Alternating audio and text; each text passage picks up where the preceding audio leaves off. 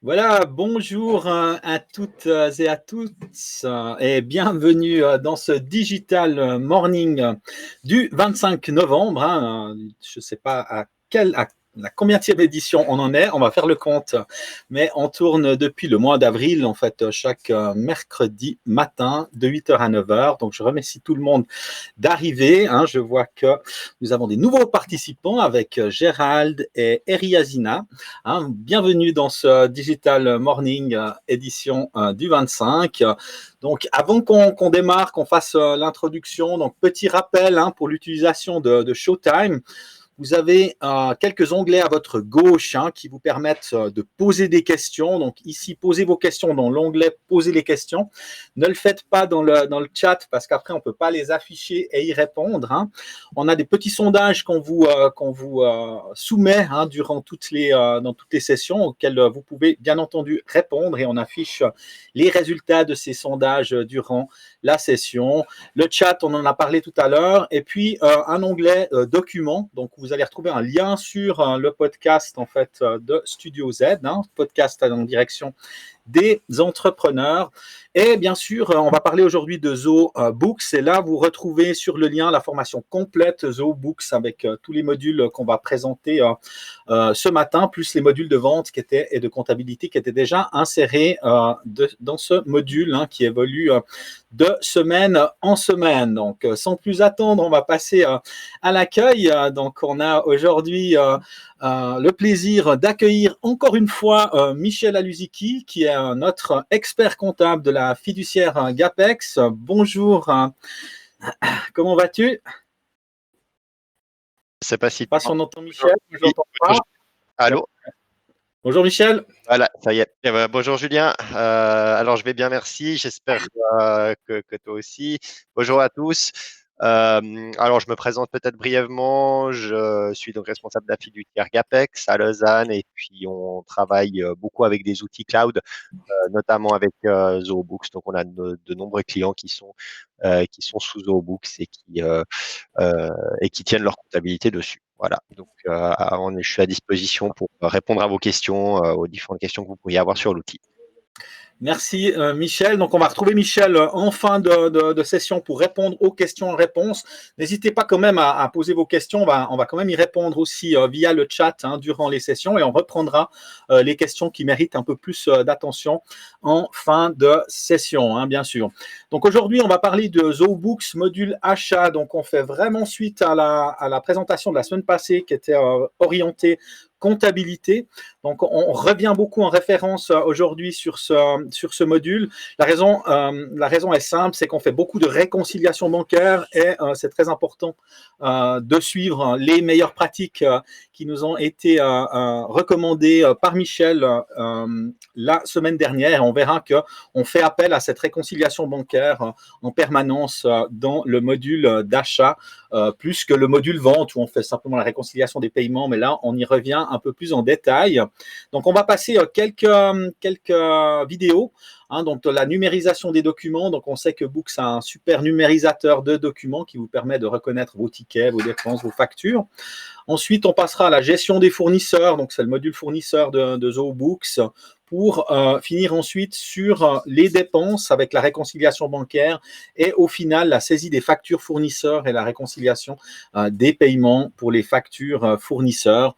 On viendra ensuite à quelques questions et réponses, puis on termine sur le prochain épisode du podcast qu'on vous présentera et le programme, bien entendu, de la semaine prochaine. Donc, sans plus attendre, on démarre tout de suite avec la numérisation des documents. À tout de suite.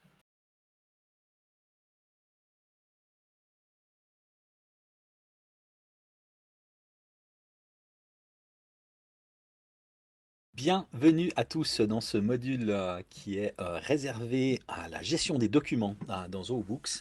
Donc, qu'est-ce que la gestion des documents? Donc, c'est la numérisation automatique de vos dépenses et de vos factures. Comment ça marche? très simple. Donc ici, vous avez une interface qui vous permet de charger les fichiers que vous allez trouver sur votre desktop, par exemple. Ou alors, vous allez faire comme dans certains cas, vous allez vous configurer une adresse d'email. Et puis, quand vous envoyez à cette adresse email une facture en attachement, elle va automatiquement être numérisée et reconnue par ZooBooks. Donc, configurer l'adresse email comme on le voit ici, on peut l'activer et puis lui donner une adresse, donc Shelby Services Facture. Donc vous voyez, c'est une adresse qui est absolument épouvantable, donc on ne va pas pouvoir donner cette adresse-là directement à vos fournisseurs ou mettre par exemple dans vos portails fournisseurs cette adresse-là pour l'envoi de facture. Donc qu'est-ce qu'on fait? C'est qu'on va créer une adresse de groupe qui va envoyer en fait directement tout ce que vous envoyez à cette adresse, donc facture à Shelby Services dans notre cas, et tout ce qui va être envoyé là va être transféré directement de l'autre côté vers cette adresse dont on ne veut pas se souvenir.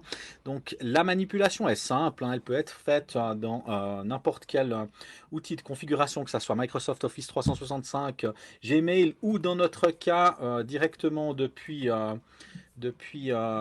ZooMail.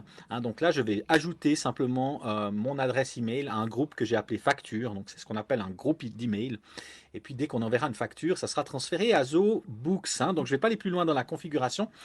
Et puis on va voir comment ça marche.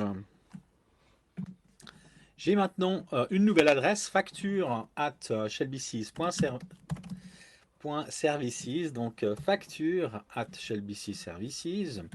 Nouvelle facture Swisscom par exemple, et là si elle vient de Swisscom directement, que vous avez réglé l'adresse, donc là on va simplement ajouter en pièce jointe la facture, voilà qui est fait, et on envoie directement à ZooBooks, donc ça va être par transfert, et elle va être reconnue automatiquement. Donc ça c'est la première manière évidemment de charger ces factures dans l'interface Books. On a maintenant évidemment une autre façon qui est beaucoup plus simple. On peut aussi aller dans les documents et rajouter simplement une facture. Vous voyez que si c'est illisible, comme là on avait envoyé une confirmation d'email, vous pouvez simplement effacer ces fichiers qui sont illisibles de votre partie document de ZooBooks. Mais si maintenant je peux aller aussi sur... Et j'ai joint évidemment une petite note de frais de la station-service, et puis celle-ci je l'ai directement chargée depuis le bureau. On peut aussi la charger directement depuis Books. Et puis si vous avez des collaborateurs, évidemment ce sera par l'application ZooExpense que les dépenses arriveront au final dans votre comptabilité en enregistrement automatique comme dépenses. Donc on voit ici qu'il y a des analyses en cours qui sont en train de se faire, et vous avez un certain nombre d'analyses automatiques disponibles avec votre version de ZooBooks. Sachez qu'il vous en coûtera 60 francs par 60 euros par année pour 500 scans. Donc je crois que c'est les derniers prix valables. Donc la version de Books arrive avec quelques scans automatiques, mais si vous utilisez évidemment ZooBooks de manière plus intensive, je vous conseille bien évidemment d'aller sur cette nouvelle d'ajouter ce add-on directement à ZooBooks. Donc ici on voit qu'on a tous les documents qui vont être ici. On a nos relevés bancaires, si vous avez des relevés bancaires, donc ils vont aussi figurer dans cette partie-là. Ils sont triés par image, par PDF, donc par toutes sortes de moyens. Puis là on voit qu'on a un fichier qui a été traité, donc avec une note de frais ici. Donc on voit qu'il y a un certain montant à la station-service qui a été fait mon date du 31 octobre. On verra tout à l'heure qu'on va pouvoir évidemment réconcilier directement sa comptabilité avec cet outil, ce qui rend la chose très pratique. Donc on ne va pas créer spécifiquement beaucoup de dépenses dans le module d'achat, mais on va plutôt faire de la réconciliation de dépenses ou l'enregistrement de factures fournisseurs. Donc ici, on avait envoyé une facture aussi par email, une facture du fournisseur Swisscom. Donc on voit maintenant que cette facture est arrivée et puis qu'il a reconnu bien entendu le fournisseur. Donc, il n'y a plus rien à faire parce que finalement, soit on l'enregistre et puis on fait le paiement après. Donc, dans ce cas-là, alors on peut ajouter la nouvelle facture fournisseur depuis ce module-là. Soit en fait, on attend qu'on la paye et puis donc là, on aura effectivement la possibilité de réconcilier directement le paiement et la facture, mais en enregistrant tout cela sous forme de dépenses. Donc, dans notre cas, on verra qu'on va, pour cet exemple-là, enregistrer, on peut enregistrer cette nouvelle facture fournisseur directement. On le verra tout à l'heure dans le module fournisseur, mais c'était une petite analyse, enfin un petit survol du module fournisseur. On peut effectivement classer, on peut tout vraiment classer par répertoire, on peut créer des nouveaux dossiers, on peut déplacer les dossiers d'un niveau à l'autre, hein, si vous voulez par exemple stocker certaines informations directement avec votre ZooBooks. Mais tout ceci deviendra beaucoup plus intéressant quand on va vous parler tout à l'heure de la réconciliation bancaire dans les modules d'achat d'achat de de Zoo Zoho CRM. CRM. À À tout de tout de suite. suite.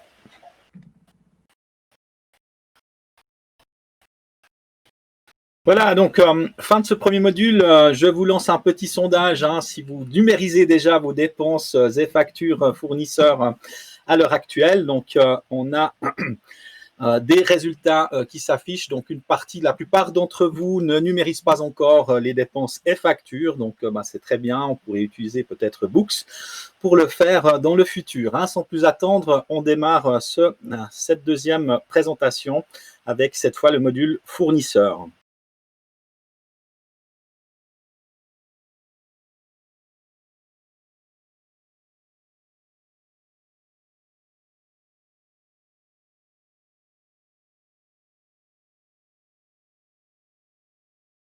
Bienvenue dans le module d'achat, la première partie du module achat de ZooBooks. Hein. Donc on va commencer tout de suite avec la partie fournisseur, hein, donc qui est tout à fait similaire en fait à la partie client.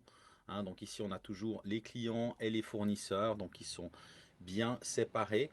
Donc autant vous dire que si vous avez un client qui est fournisseur, il va falloir le créer en fait comme client et après en fait comme fournisseur que vous puissiez en fait utiliser, l'avoir en fait des deux côtés. On verra ça tout à l'heure plus en détail. Donc pour créer un nouveau fournisseur, hein, c'est la même chose en fait que pour créer un nouveau client. Donc là, on va créer un nouveau fournisseur, par exemple, pour la société Shelby Services, notre vraie fausse société. Donc là, on va créer le fournisseur Scale Up Project. Donc ici, on a Sarah Mansour de la société Scale Up Project. Ici, on choisit toujours l'affichage. Hein. Donc si on veut choisir plutôt le nom de la personne ou plutôt en fait le nom de la société, moi j'ai quand même une préférence en fait pour les classer évidemment par ordre pour la société. Donc ici on a Sarah Mansour, l'adresse email at scaleupproject.ch.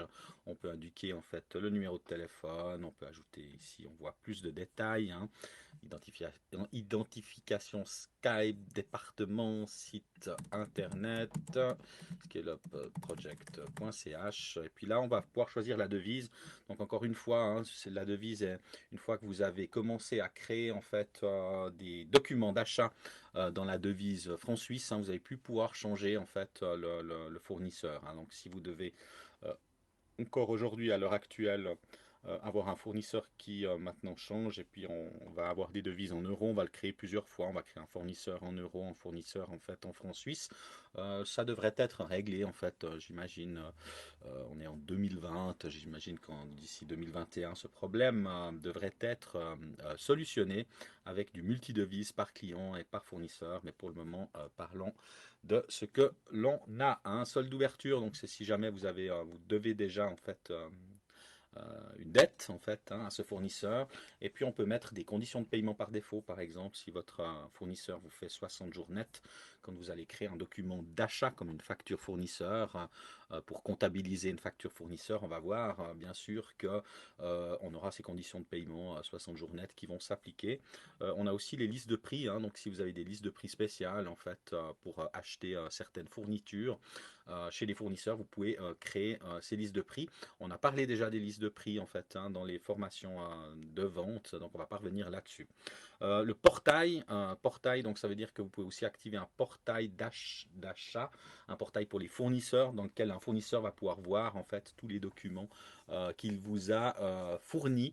Hein, donc il va pouvoir revoir en fait toutes les factures qu'il vous a envoyées, si elles ont bien été comptabilisées, et il va pouvoir suivre aussi l'évolution des paiements, hein, donc voir ce qui a été payé à quel moment. Donc c'est vraiment le contraire en fait du portail, bien sûr, pour les clients. Donc on reviendra en fait là-dessus. Et bien sûr, comme pour tout, comme pour la partie client, on a aussi la langue du portail. Donc c'est important, par exemple, si vous avez un fournisseur anglais, que son portail arrive en anglais, par exemple. Hein. Euh, Autrement, on a bien entendu des données d'adresse. Hein. Donc ici, on va pouvoir mettre les adresses en fait de ce fournisseur si c'est nécessaire. Si on doit lui envoyer en fait des documents. On va plutôt comptabiliser des documents. Donc moi, je vais très très vite en fait dans la saisie des fournisseurs. J'ai pas besoin de données exactes et précises. Hein. Par contre, il est tout à fait probable que vous deviez en fait compléter ces données. On peut importer aussi hein, bien sûr tous nos fournisseurs hein, depuis une feuille Excel. On peut avoir plusieurs personnes de contact, bien entendu, hein, chez un fournisseur avec plusieurs types. Hein, avec, voyez, là, avec plusieurs départements par exemple. Hein. Donc on peut comme ça, on sait à qui s'adresser à quel moment parce qu'on peut avoir des grands fournisseurs et puis des commandes partent à certains fournisseurs, des commandes partent à d'autres fournisseurs. Des champs personnalisés, bien sûr, hein, si vous avez besoin de champs spéciaux, liste déroulante, choix multiples. Donc là, vous pouvez personnaliser ces champs. Et bien sûr, on va pouvoir synchroniser toutes ces données avec le CRM. On y reviendra aussi dans un autre module. Et puis inclure des balises pour le reporting, en fait, hein, pour qu'on puisse financièrement reporter certaines données. Donc ça, on y reviendra aussi dans la partie comptable. Partie remarque, donc là c'est vraiment à usage interne. Hein, donc Sarah fournit les prestations Zoho pour la société Shelby. Ça c'est juste une note interne pour montrer en fait comment cela fonctionne. Donc voilà, on a enregistré en fait notre fournisseur. On voit qu'il va dans la liste des fournisseurs ici. Hein, donc on a, c'est très bien parce qu'on a en fait, bon, on voit la balance. Hein, donc pour le moment, on n'a pas de facture ouverte en fait chez ce fournisseur. On va ici voir en fait hein, tous les achats qui sont associés. Hein, donc ça peut être des achats, ça peut être des dépenses en fait. Hein, si par exemple vous allez chercher du matériel au comptant chez le fournisseur et puis que donc là on va plutôt enregistrer ça comme une dépense puisque là on va payer par exemple en cash là-bas donc on aura des dépenses qui seront associées à ce fournisseur et puis on aura aussi des factures s'il nous envoie des factures et puis évidemment s'il nous envoie toujours les mêmes factures pour qu'on on aille plus vite en fait dans la génération des écritures comptables. On peut aussi avoir des factures périodiques, donc il faut vraiment suivre le module vente avant le module d'achat. Hein, donc ça vous permettra de voir que les factures fournisseurs périodiques donc, sont le pendant en fait des factures clients périodiques. Hein. Même chose pour les dépenses périodiques, hein, donc on verra ça tout à l'heure. Donc là, on va avoir vraiment tous les documents d'achat qui sont relatifs aux fournisseurs. Ici, on a comme d'habitude en fait hein, toujours les mêmes menus en fait pour classer toujours les fournisseurs. On a bien entendu des préférences en fait. Hein. Donc ici dans les préférences clients-fournisseurs, enfin, c'est les mêmes pour clients et fournisseurs. Donc on a limite de crédit client. Par contre, on n'a pas encore de limite en fait pour la partie fournisseur. Donc là, rien d'important, rien de nouveau. Donc là, on retourne sur notre menu fournisseur. On voit ici qu'on a un menu pour les nouvelles transactions en fait, hein, facture fournisseur, paiement de facture fournisseur, dépenses. Hein. Donc les paiements généralement, on va les détecter, on va les faire au travers de la banque et puis on va les associer automatiquement quand on importe nos relevés bancaires en fait aux factures fournisseurs. Donc c'est assez simple à faire. On a aussi la partie, on a vu la partie dépenses et puis on verra aussi la partie bon de commande parce qu'effectivement quand on reçoit en fait une commande client, donc on peut générer un bon de commande fournisseur, bien entendu, qui est relatif à ces commandes, ou bien se réapprovisionner. Euh, et puis évidemment, on va avoir des avoirs fournisseurs, donc c'est votre fournisseur qui vous fait une note de crédit, donc vous allez aussi pouvoir la comptabiliser, comme pour les notes de crédit client, on va pouvoir aussi comptabiliser les avoirs fournisseurs en fait, hein. Et puis une partie en fait journal où on va pouvoir en fait faire des entrées comptables. Donc ça, on verra ça plutôt dans le module comptable en fait pour ce type de journaux. Voilà pour la partie, voilà pour cette partie fournisseur. On peut bien entendu, hein, comme d'habitude, on peut associer des modèles, hein, pour un fournisseur. Donc si on a des modèles de commandes par exemple, des modèles de commandes particulières parce qu'il veut qu'on commande et puis qu'on mette telle et telle référence en fait sur un bulletin de commande, on va pouvoir associer des modèles, hein, des modèles de documents de vente. On va pouvoir envoyer un email à ce fournisseur directement depuis là, configurer le portail en fait, hein. Donc si on veut inviter Sarah sur le portail fournisseur, en fait on peut l'inviter, hein. Donc on verra ça dans un des prochains modules. Et puis ensuite, on a encore une récupération du contact CRM. Donc si vous synchronisez en fait vos données avec le CRM, ce qui est très très souvent le cas, vous pouvez faire une mise à jour instantanée des données. On peut cloner en fait directement un fournisseur, direct, si on doit le copier par exemple pour avoir le Scale-up Project en euros parce qu'il nous facture en euros. Donc on fait ça directement depuis là, on le clone et on change la devise puisqu'il n'y aura plus de documents de vente qui sont associés à ce fournisseur. Et puis on peut fusionner évidemment, hein. Donc si on a créé des doublons, on va pouvoir fusionner en fait des fournisseurs. Et on peut inactiver un fournisseur si on veut simplement, si on a déjà des documents de vente, d'achat qui sont associés à ce fournisseur, on va bien sûr pouvoir le marquer en inactif parce qu'on ne peut pas, je vous le rappelle, dans un logiciel de gestion qui fait de la comptabilité, on ne peut pas supprimer en fait un fournisseur avec lequel on a eu des relations commerciales, donc des documents d'achat, hein. Donc on peut par contre le supprimer si on n'a aucun document d'achat ou si on a supprimé tous les documents d'achat en fait qui sont relatifs à ce fournisseur. Mais là on va avoir des petits problèmes parce que au niveau comptable ça va plus jouer si on a fait des opérations des paiements pour ce fournisseur. Et en dernier, en fait, hein, dans les possibilités qu'on a, donc on va pouvoir aussi, ici on voit qu'on a un Scale-up Project, hein, et puis on l'a aussi comme client, hein. Donc on se rappelle que Sarah a commandé des cours, hein, directement. Donc là, on peut lier en fait ce fournisseur-là à un client. Comme ça, on a la balance d'achat, la balance de vente en fait qui va être disponible. Donc ici, je vais simplement lier Sarah de de la la société société Scale-up Scale-up en en fait fait au au client. client. Donc Donc ça ça va me va me permettre permettre d'avoir, vous d'avoir voyez, la vue des d'achat chats et et la la vue vue en en fait fait des des ventes ventes directement directement reliées, reliées. hein. Donc Donc ça ça c'est c'est très très très très pratique d'avoir en fait ces deux possibilités. Voilà pour cette partie présentation présentation fournisseur. fournisseur. Donc Donc on on va va tout de tout de suite suite attaquer attaquer avec avec la la partie partie dépenses dépenses dans dans le le module module suivant. suivant. Merci. Merci.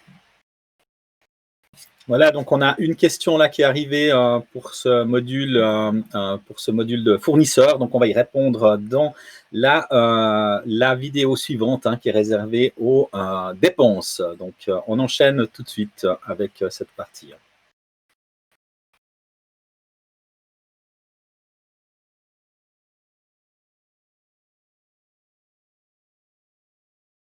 Bonjour et bienvenue dans ce module achat, hein. Donc on fait suite à la partie fournisseur, hein, qui a été tournée précédemment.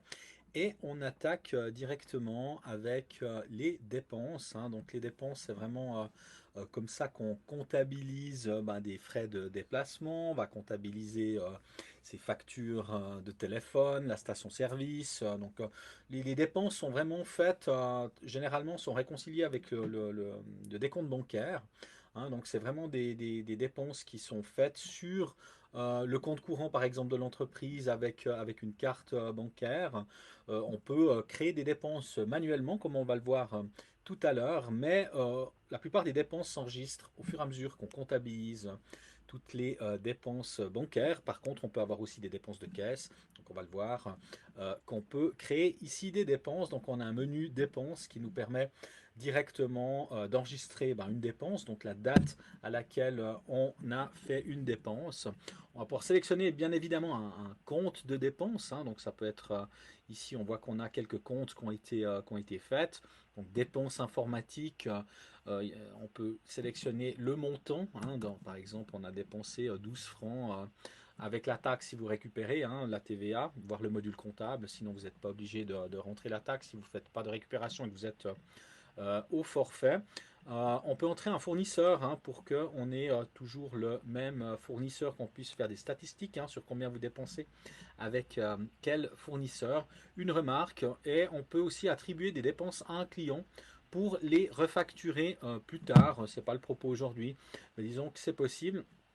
Et bien entendu, avec une dépense, on devrait avoir ici euh, une quittance, un PDF, une image du ticket par exemple que l'on va gérer. Donc pour notre cas, pour que ça soit plus réaliste, donc on va directement dire que notre dépense a été faite avec la caisse, comme ça justifie qu'on n'a pas de relevé bancaire pour faire cela. Donc là j'enregistre la dépense et à la date qui devrait figurer sur le ticket qui n'existe pas dans notre vrai exemple pour notre vraie fausse société Shelby Services. Donc là, on a tout simplement créé une dépense. Donc ça, c'est un moyen de créer une dépense. On a un moyen beaucoup plus intéressant. On va le voir tout de suite. C'est le relevé bancaire.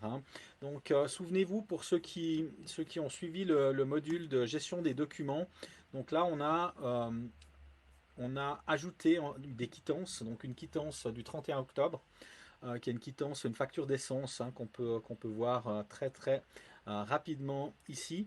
Donc là, on a une facture de 89 francs 74. On ne fait pas le détail, on va dire qu'il n'y a que de l'essence dessus. Et puis, on a une facture Swisscom, donc on verra ça dans le module facture. Et disons que ce qui est très intéressant, donc pour créer une dépense à ce moment-là, on a simplement le relevé bancaire qu'on a ici. Donc là, on a importé notre relevé bancaire. Donc toutes les banques de Suisse fonctionnent avec ça. Donc on peut ajouter, importer un relevé bancaire, sélectionner un fichier qui s'appelle généralement CAMT 053, qui porte une extension XML et qui est lu en standard par ZooBooks ou toute application bancaire qui se respecte aujourd'hui. Donc là, on a fait notre import tout à l'heure de transactions bancaires et là, on voit ici qu'on a déjà des transactions qu'on va pouvoir réconcilier. Donc ici, on est vraiment sur le module bancaire. Je clique sur Coindet Énergie, donc c'est là où j'ai fait le plein, 89 francs 74, il va automatiquement reconnaître la quittance de 89 francs 74 qui a été importée dans l'outil. Donc il n'y a pas photo, on peut classer directement cette dépense. On peut mettre en fait que c'est des frais de déplacement par exemple, ou essence, je ne sais pas si on a donc on va les mettre dans le frais de déplacement ici. Et donc on peut mettre un fournisseur, donc si c'est une station service dans laquelle on aimerait savoir combien on dépense chaque année, eh bien je vais mettre le nom de cette station service. Donc on crée rapidement un fournisseur sans donner spécifiquement toutes ses coordonnées, mais ça nous permet très rapidement de faire de la statistique. On rappelle que si on récupère la taxe, on va mettre la taxe aussi sur cette quittance, sur la dépense, sur la facture fournisseur, si c'est une facture fournisseur. Et évidemment, ce qu'on va pouvoir faire, c'est qu'on va directement enregistrer cette dépense. Et puis, on va pouvoir aussi créer une règle. Donc ici, pour qu'il reconnaisse automatiquement cette dépense, on va lui dire c'est Coindet essence. Donc si la description d'un relevé bancaire quelconque contient Coindet énergie, donc informez vos collaborateurs que c'est que pour acheter de l'essence et pas acheter des petits pains au lait. Et ici, on peut enregistrer la règle. Et puis la prochaine fois qu'on a un relevé bancaire avec Coindet Essence, automatiquement, on va pouvoir faire de la reconnaissance automatique. Et puis, elle sera automatiquement passée dans les dépenses. Donc là, j'ai enregistré ma dépense directement depuis le relevé bancaire, ce qui est beaucoup plus intéressant et c'est ce qui est fortement reconseillé. Je vous invite à suivre encore une fois le module comptabilité où notre expert Michel Aluziki fait allusion aux meilleures pratiques pour la réconciliation bancaire et les pratiques comptables dans l'outil.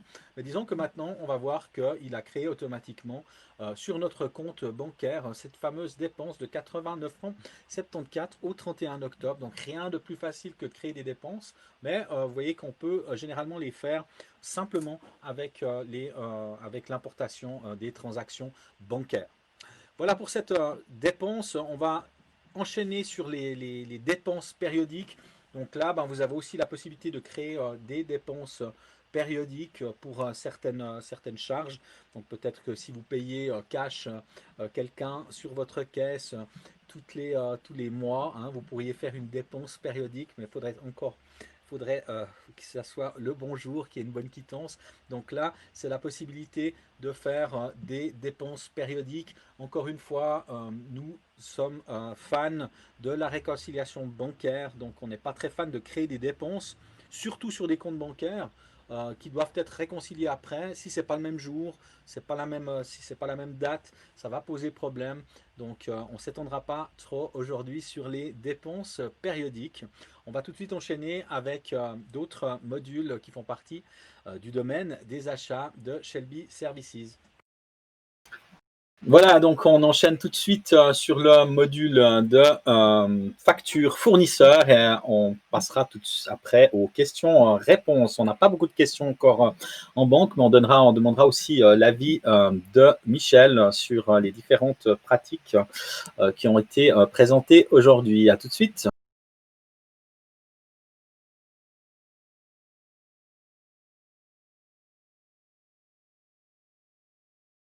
Fournisseur, donc on va tout de suite attaquer avec la partie dépenses dans le module suivant. Merci.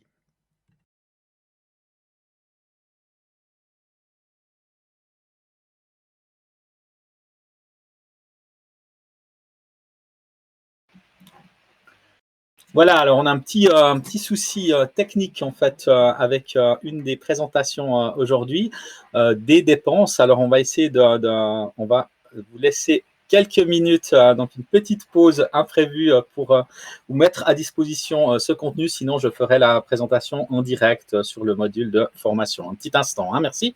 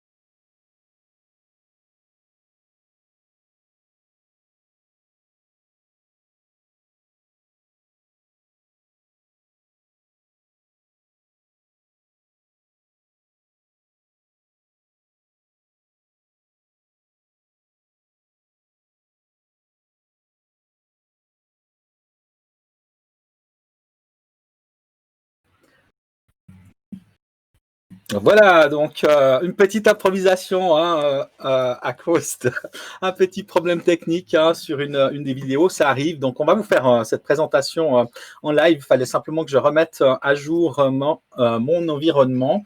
Est-ce que vous voyez tous l'écran? Donc on en est toujours aux factures fournisseurs. Donc ici, si je prends les factures fournisseurs en cours, donc on a la liste des factures fournisseurs en cours. Donc, que vais-je faire? C'est que dans la partie documents, donc on a vu dans la numérisation des documents qu'on avait reçus une facture. Donc, on va essayer de reprendre cette facture en cours. Un petit instant. Donc ici, là, on va essayer d'aller la reprendre. Et puis, sinon, on va simplement la charger directement avec notre module. On va simplement faire l'ajout de documents. Un petit instant.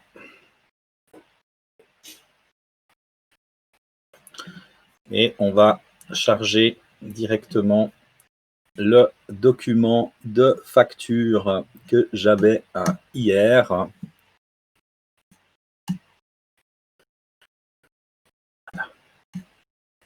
Voilà.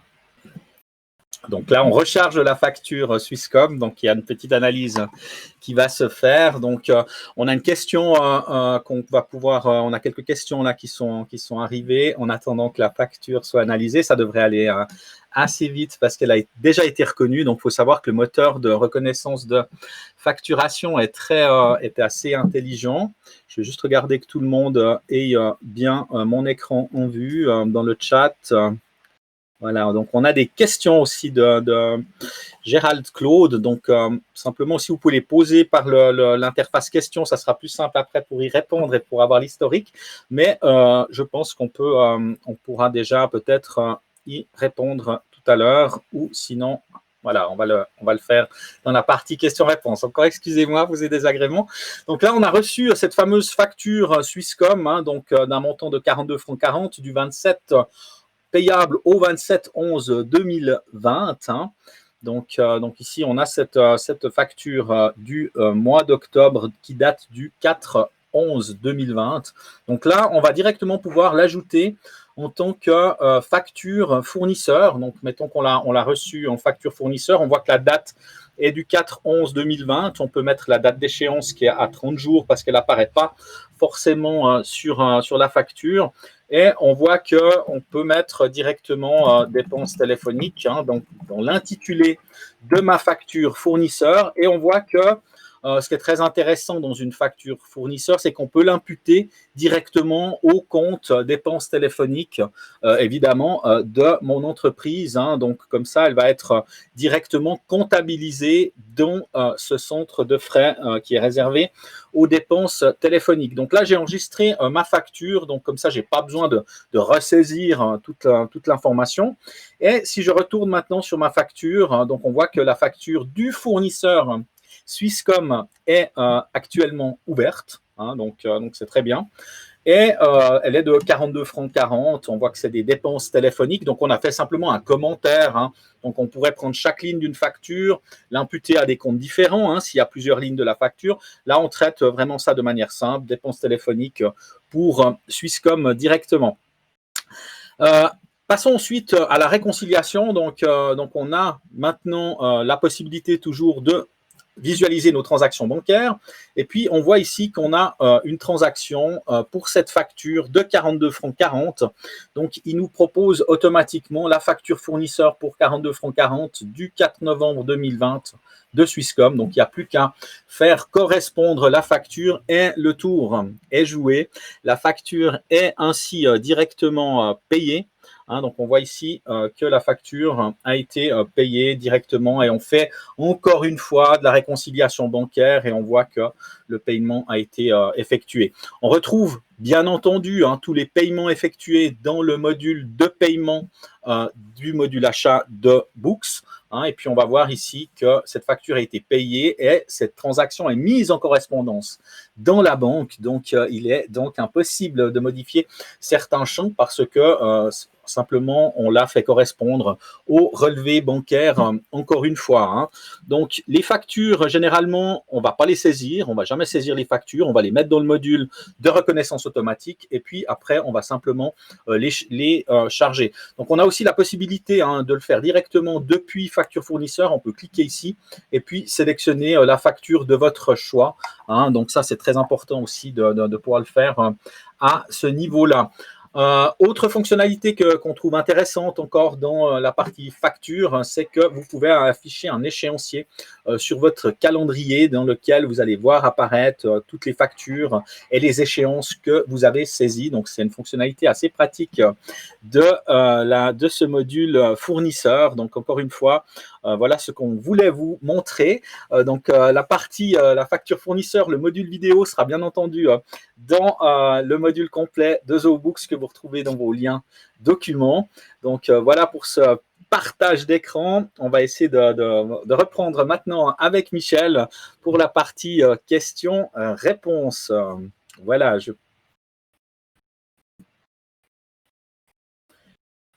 Alors, je vais tout de suite donner la parole et la main à Michel. Voilà, et je te transfère le contrôle, qu'on puisse te voir apparaître à l'écran. Oui, alors, rebonjour. Alors bon, j'ai l'impression que la plupart des questions sont finalement essentiellement des questions techniques, on va dire, hein. Donc, est-il possible de gérer plusieurs sociétés avec une licence? Alors, à ma connaissance, non, mais peut-être, Julien, tu as une autre. Non, euh, alors, c'est vraiment non, c'est une société par licence. Après, on peut avoir plusieurs niveaux de licence, hein, mais c'est pas fait comme un Winbiz ou un Cresus où on gère on gère des mandats, hein. Donc ici, on a vraiment, c'est une licence par société. C'est un logiciel de gestion donc qui est attaché en fait à une société, donc une licence par société. Alors ensuite, question suivante. Pour les articles, est-il possible d'importer un catalogue type, par exemple celui de l'association fêtière patronale? Alors là aussi, Julien, je te laisse répondre. Ça marche. Donc oui, on peut importer des articles. Donc on peut prendre une liste en Excel et l'importer complètement dans l'outil ZooBooks. Donc c'est pas très compliqué à faire. On peut mettre différents prix. Donc toutes les champs dont vous disposez dans le module d'articles vont pouvoir correspondre à des champs de votre liste Excel que vous allez obtenir ici de l'association fêtière patronale. Alors ensuite, est-il possible d'importer une facture sur plusieurs porteurs de coûts, par exemple plusieurs chantiers? Alors bon, là, je pense ça va vraiment dépendre de la façon dont la comptabilité analytique aura été pensée. Je suis d'avis qu'il est possible de le faire à condition effectivement de séparer cette facture en plusieurs lignes. Maintenant, il y a aussi différentes. Enfin, la comptabilité analytique, je dirais que c'est quelque chose qu'il faut déterminer en fonction des besoins spécifiques de chaque entreprise, hein. Il n'y a pas une règle absolue par rapport à cela. Je pense qu'il y a différentes façons de gérer cela. Donc, comme je disais précédemment, soit en décomposant la facture en plusieurs lignes, soit je peux m'imaginer que parfois on a des factures pour des prestations plus générales qui effectivement peuvent concerner plusieurs chantiers, plusieurs projets, plusieurs centres de coûts. Et là, on va potentiellement les allouer à un centre de coûts général et répartir ensuite ce centre de coûts général sur les autres centres de coûts. Donc, je dirais que sur le principe, oui. Après, il faut vraiment faire une analyse un petit peu plus fine en fonction des besoins. Je ne sais pas si, Julien, tu as quelque chose à rajouter par rapport à cela. Alors ouais, tout à fait. Enfin, pour moi, c'est vrai que s'il y a plusieurs chantiers, donc on va dire ça peut être des projets, hein, par exemple dans ZooBooks qu'on peut gérer. Donc c'est vrai qu'on peut associer une facture à un projet, mais pas une facture à plusieurs projets. Donc on pourrait aussi ventiler les coûts et imputer des dépenses par projet venant éventuellement de ces factures. Mais encore une fois, c'est des choses qu'il faudrait analyser plus en détail pour qu'on puisse réellement y répondre. Peut-on transmettre un fichier pour les paiements à la banque ou doit-on ressaisir? À ma connaissance, jusqu'à présent, il faut effectivement ressaisir. Je ne sais pas si une fonctionnalité est en cours de développement parce qu'effectivement, aujourd'hui, les fichiers de paiement deviennent de plus en plus standardisés. Avec des fichiers SEPA. Alors effectivement, chaque pays européen a un petit peu sa sous-norme SEPA. À ma connaissance, ZooBooks ne l'intègre pas encore. Je ne sais pas, Julien, si tu as d'autres échos par rapport à ça. Alors, effectivement, c'est pas maintenant reconnu dans Zoho, donc on fait ses paiements séparément. Donc on importe les factures, on les scanne avec son téléphone, par exemple, pour ressaisir les paiements dans le bancaire. Un module est en cours d'élaboration, donc par notre partenaire Zoho et Zoho, qui sont en train de faire des modules pour la Suisse. Donc on a donné la priorité fin 2020 au fameux module QR code qui est vraiment pour la génération de factures et viendra l'année prochaine un module de paiement un peu plus sophistiqué, mais on a dû prioriser avec les échéances qu'on avait aujourd'hui. C'était d'abord le QR code et ensuite un module de paiement qui permettra de transférer les fichiers à la banque. Est-ce que tu as une idée de l'échéancier de ce module de paiement fournisseur? On va dire premier semestre 2021. D'accord. Voilà, comme ça on est assez large. Mais ça ne devrait pas être au-delà. Alors, la question suivante, je pense, c'est plutôt de Fabrice Perrault, est plutôt technique. Je te laisse y répondre. Alors, concernant les bons de commande fournisseurs, pouvons-nous importer le contenu d'une commande client, par exemple 10 articles, directement dans le bon de commande? Chaque article a un ou plusieurs fournisseurs enregistrés.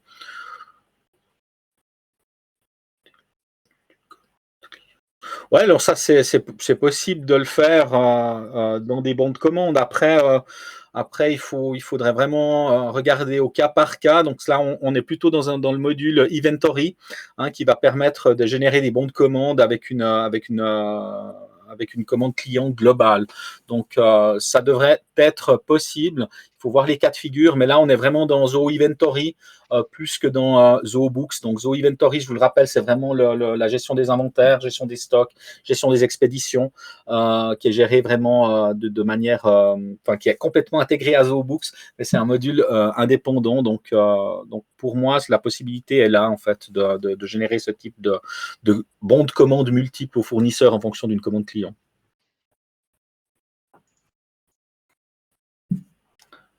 Voilà, je crois qu'on arrive au bout de ces questions, donc on arrive bientôt au bout de cette présentation. Est-ce que tu veux ajouter quelque chose, Michel, sur ce qu'on a vu aujourd'hui? Alors, moi, dans ce que je peux rajouter, c'est qu'effectivement, ZooBooks, je pense que c'est un outil qui est extrêmement complet pour la tenue de la comptabilité, qui est résolument moderne, qui a effectivement peut-être certains. Finalement, c'est une pesée d'intérêt à faire, hein, entre des solutions, je dirais, spécifiques, très spécifiques à la Suisse. On voit par exemple que pour l'instant, les paiements ne peuvent pas être faits automatiquement. Cela étant dit, il y a des économies de temps extrêmement importantes qui sont faites en amont du processus. Donc, c'est clair que c'est une solution qui est beaucoup plus internationale, mais qui, à mon sens, génère des économies de temps qui sont très significatives s'agissant de la tenue de la comptabilité par rapport à des solutions traditionnelles.